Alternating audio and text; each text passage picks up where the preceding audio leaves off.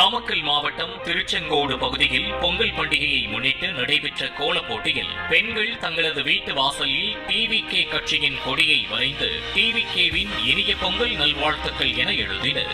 இதனை பார்த்த மாற்றுக் கட்சி நிர்வாகிகள் வாசலில் தாவிகாவிற்கு ஆதரவாக கோலம் போட்ட பெண்களிடம் இந்த கோலத்தை ஏன் போடுகிறீர்கள் என அநாகரிகமாக பேசி கோலத்தை அழிக்கச் சொன்னதாக பெண் ஒருவர் கண்ணீரோடு தெரிவித்துள்ளார்.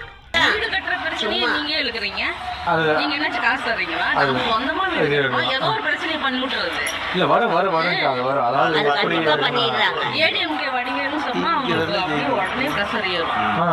ஒருத்தர் கட்சி பத்தி அவங்களுக்கு பேசக்கூடாது, அவங்க கட்சி தான் நியாயமா நம்ம நடந்துட்டா கிடையாது. ஏற்கனவே 4 வருஷம் முன்னாடி இந்த இடத்துல கிராம சபை கூப்பிட்டுன்னு போட்டாங்க. வேப்ப மரத்துக்கிட்ட நான் இப்ப சொல்றேன், அமௌண்ட் தான் வந்திருந்தாரு. வந்துட்டு என்னம்மா பிரச்சனைன்னு கேட்டாங்க.